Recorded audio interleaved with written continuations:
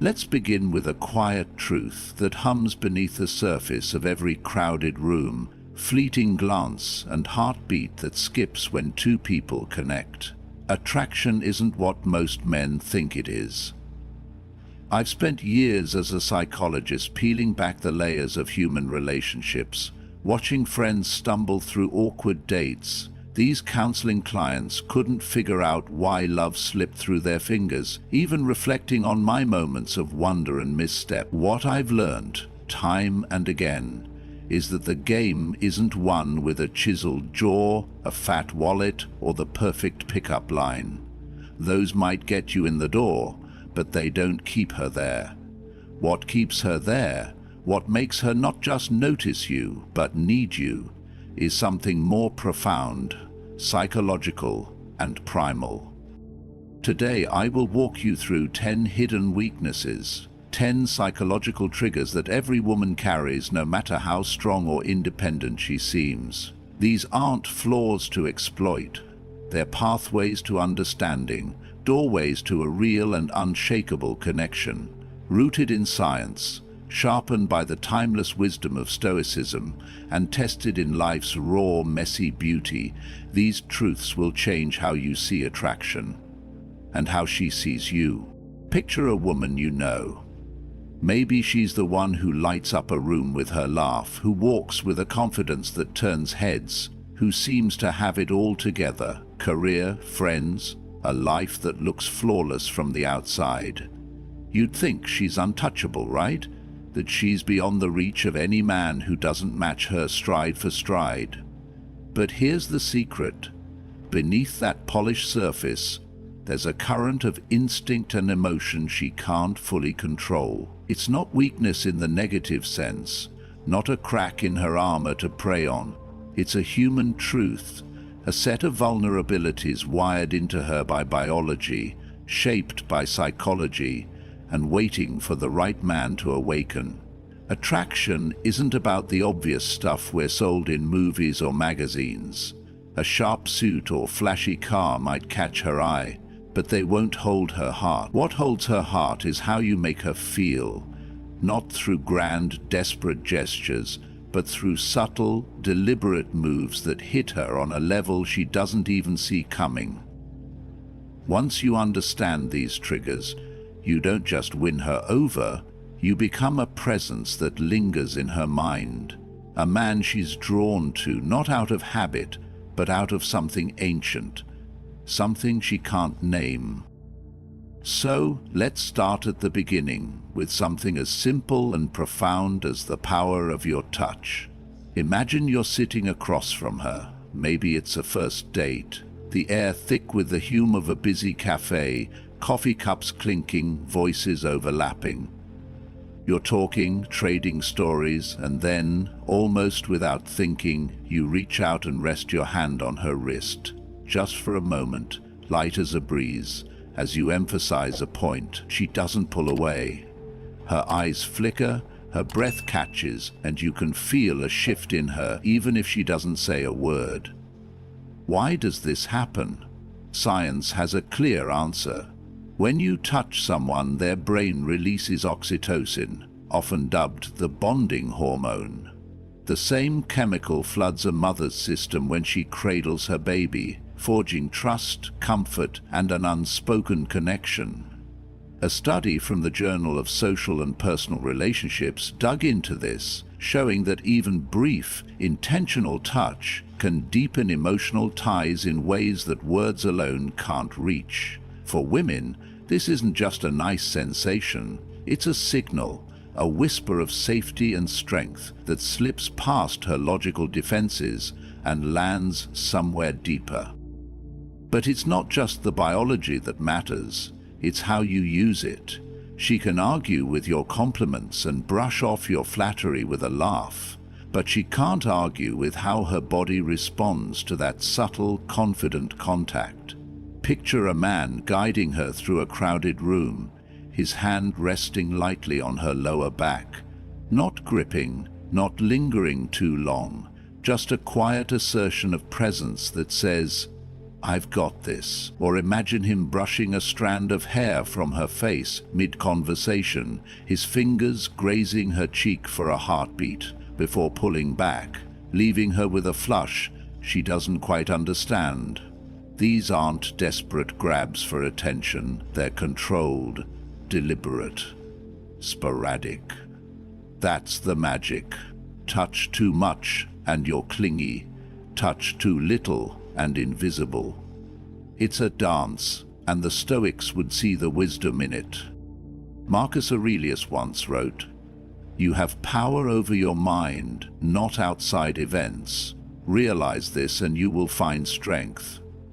That fleeting touch is your mind in action, steering her emotions without force, signaling that you're a man who knows what he's doing, who's present without being pushy. I've seen this transform men, clients who went from stiff handshakes and nervous pats to quiet, confident gestures, watching women light up in their presence like flowers turning toward the sun. It's not about overpowering her. It's about waking something ancient inside her, feeling protected, desired, alive. I remember a man I worked with, let's call him David. He was in his early 30s, charming in his way, but perpetually stuck in the friend zone. He'd go on dates, crack jokes, keep things light, but nothing ever clicked beyond that first meeting. "I don't get it," he told me one session.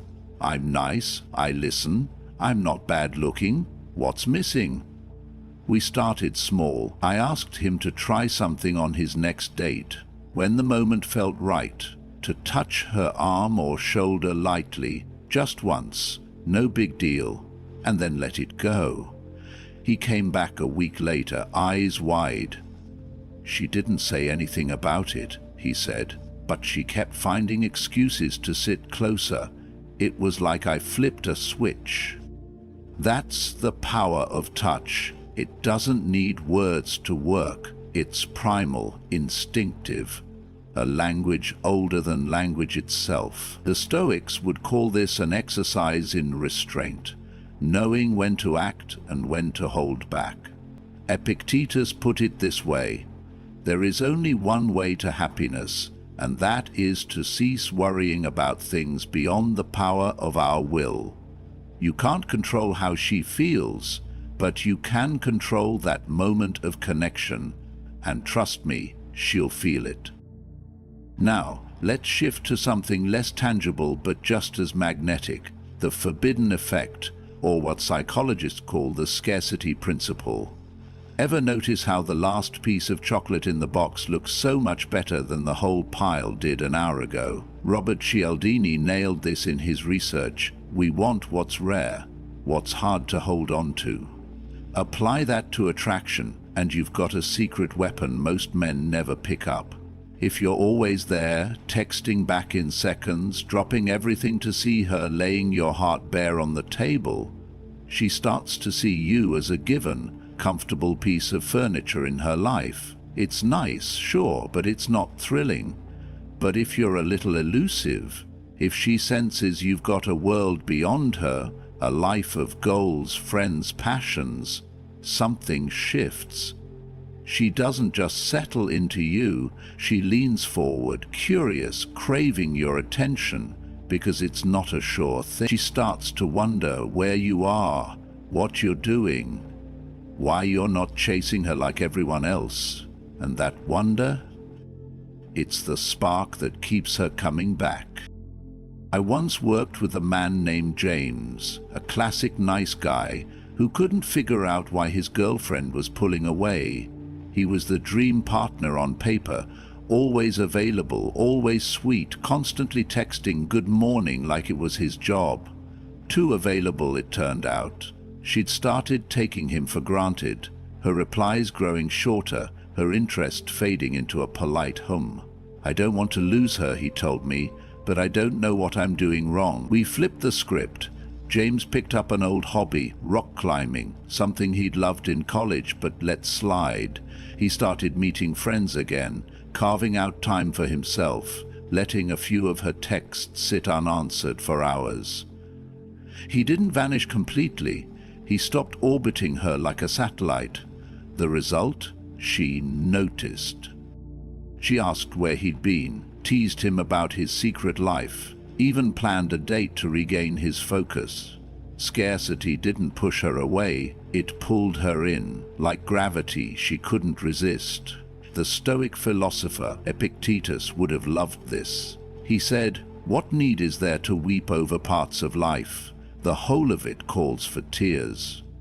Don't waste your tears chasing her. Build a life worth pursuing, and let her feel the tug of your absence. It's not about being cold, it's about being whole. A man with a center she can't help but circle. Let me tell you about another case. Lisa and Mark, a couple I saw a few years back.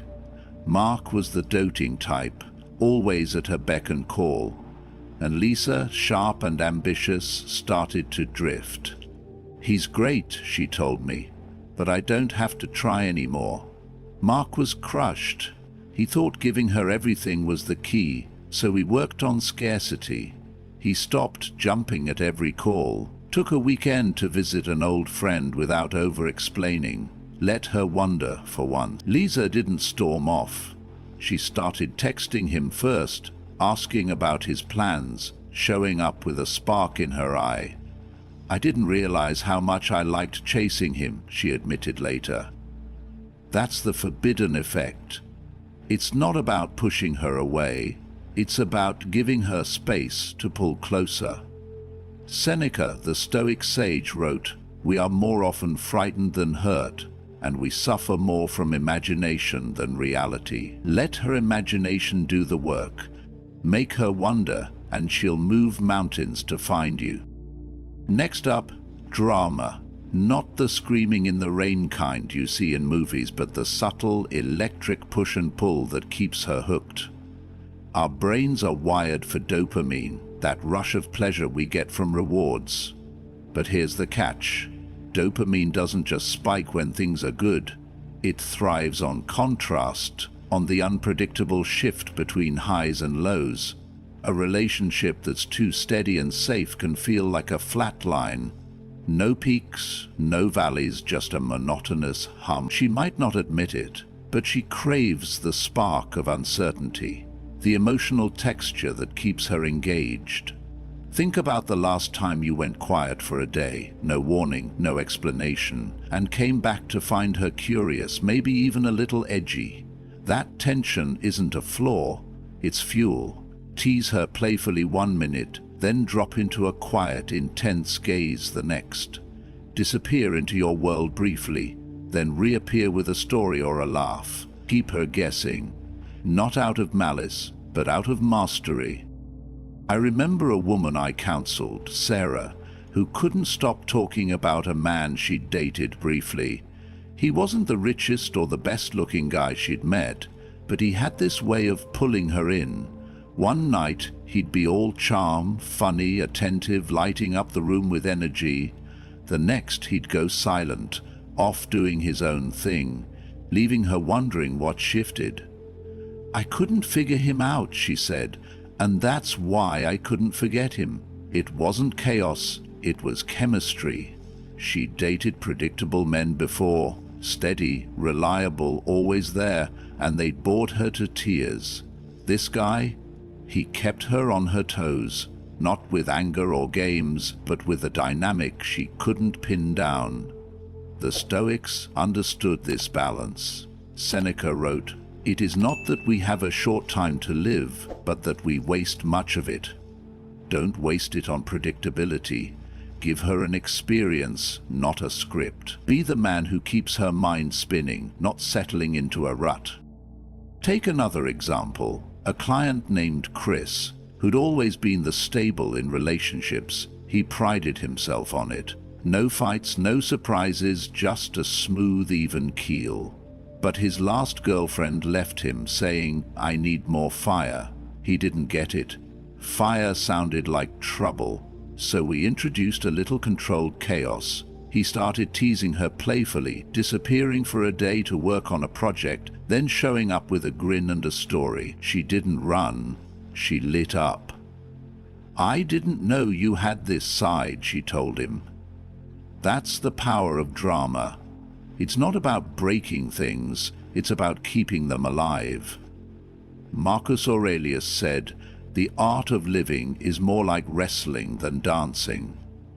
Wrestle gently, deliberately with her emotions, and she'll stay in the ring. Your voice, yes, that everyday tool you barely think about, holds more power than you might realize.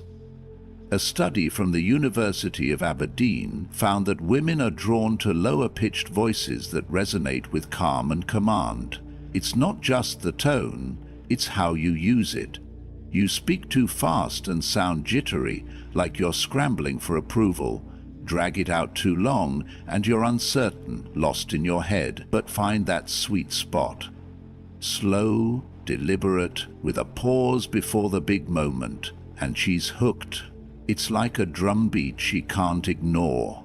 I once coached a man named Daniel, a nervous talker who'd rush through dates, words tumbling over each other like they were racing to escape. "I just want her to like me," he said. We worked on it. Deep breaths, intentional pauses, a slight drop in pitch when he wanted her to listen. Within weeks he noticed women leaning in, hanging on his words. "I didn't change what I said," he told me, "just how I said it." That's Stoic discipline at its finest. Control what you can, let the rest fall away. I've seen this in action outside the office too. A friend of mine, Paul, used to struggle with first impressions. His voice was high and fast, a nervous stream that made people tune out. One night at a bar, I watched him try something new. He slowed down, let his words land, paused before answering a woman's question. She didn't just nod politely, she locked eyes with him, captivated. "You sound so sure of yourself," she said later. He wasn't yet, but his voice told a different story.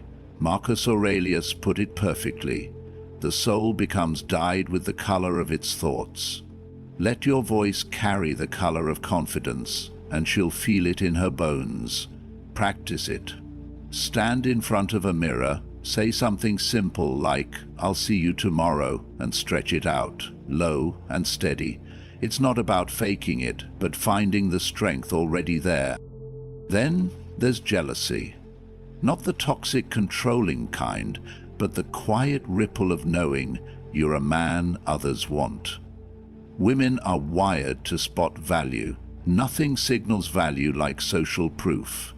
If you're the guy who only has eyes for her, she might feel flattered, but she'll also wonder why no one else sees what she does. Drop a casual story about a past date, nothing boastful, just a quick laugh about when a woman spilled wine on you mid-conversation. Or let her catch another woman glancing your way in a crowd.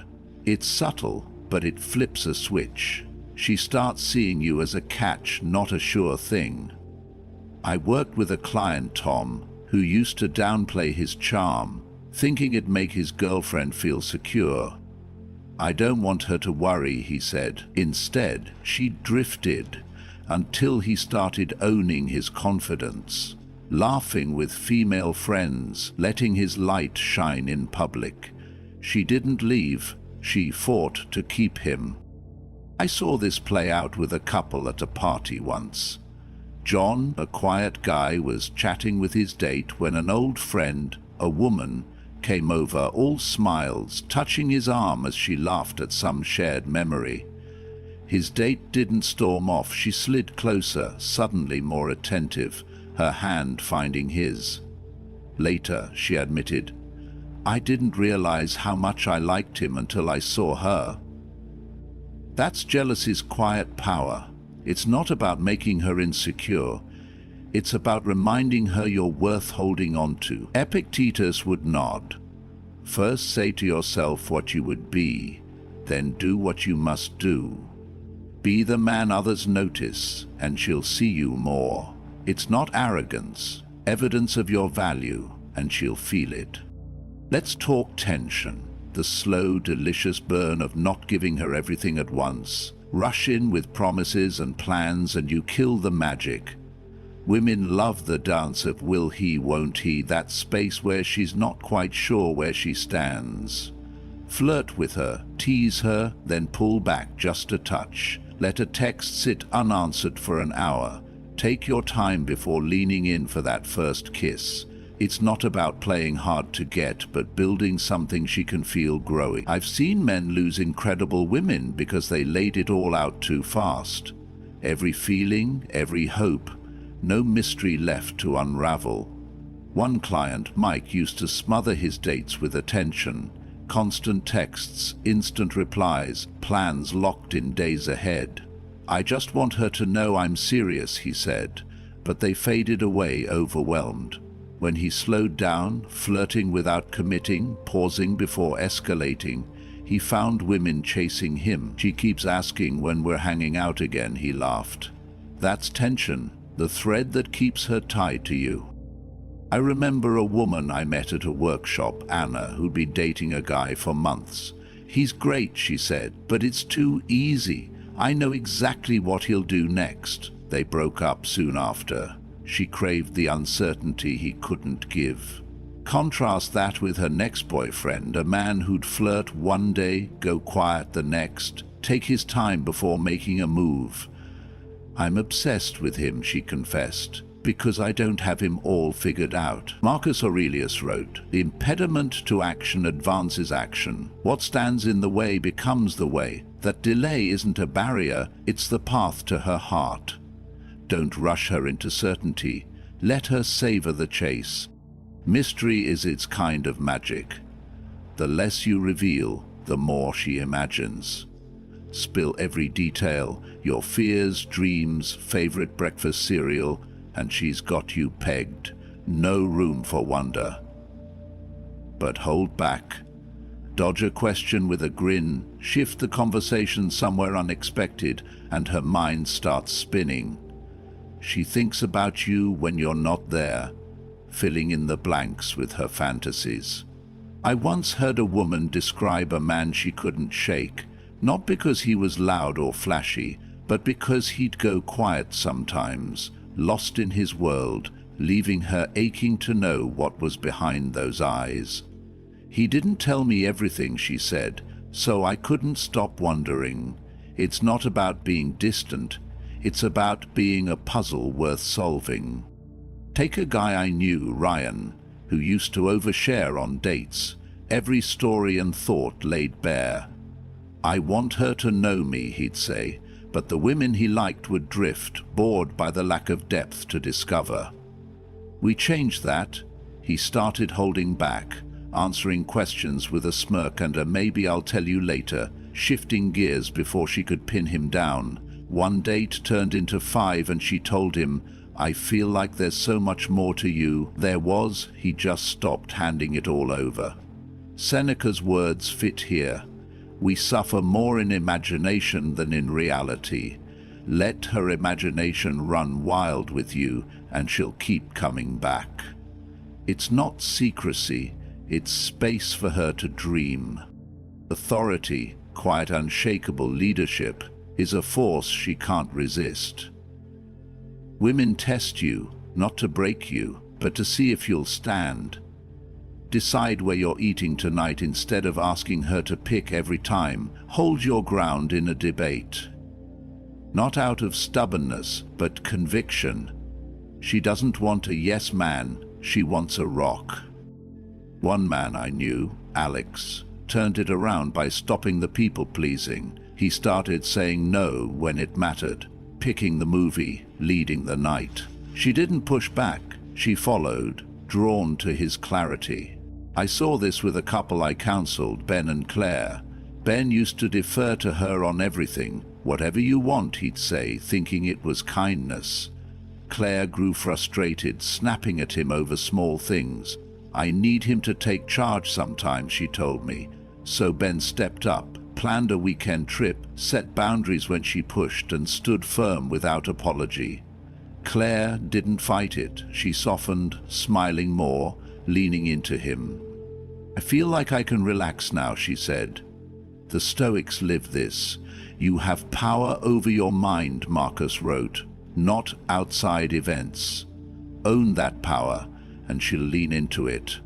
It's not dominance, it's direction.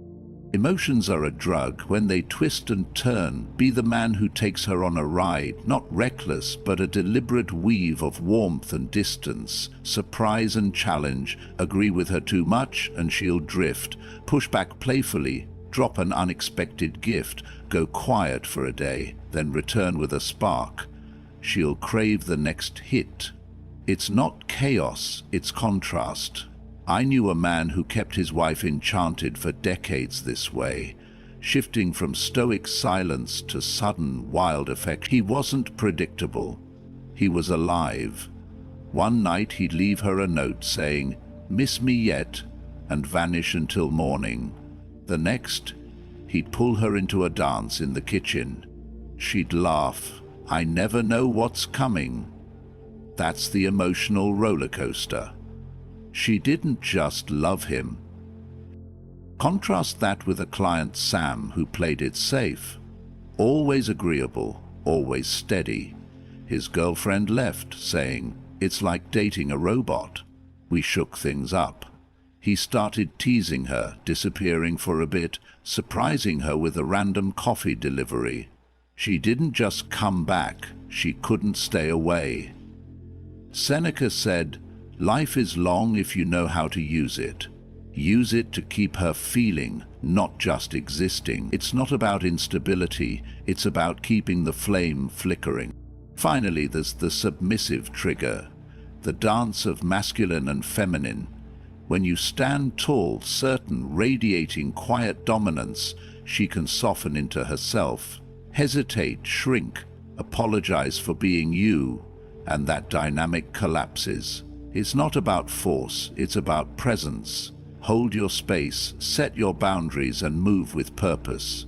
She'll feel safe to let go. A woman once told me about her husband. "He doesn't say much, but when he does, I listen. When he moves, I follow." He stood straight, spoke confidently, and acted without apology. Not loud, aggressive, or sure. She melted into that strength. I saw this with a man named Greg who used to shrink in relationships. Nervous, eager to please, constantly second-guessing. His girlfriend grew distant and restless. We worked on his presence. Shoulders back, voice steady, decisions firm. He stopped asking for permission and started leading. She didn't resist. She blossomed, saying, "I feel like I can be myself now." That's the trigger. Your masculinity lets her femininity shine. Stoicism shines here. Control yourself and the world aligns. Epictetus said, "No man is free who is not master of himself." Master yourself and she'll surrender, not to you but to the connection you create. So, here's the truth laid bare.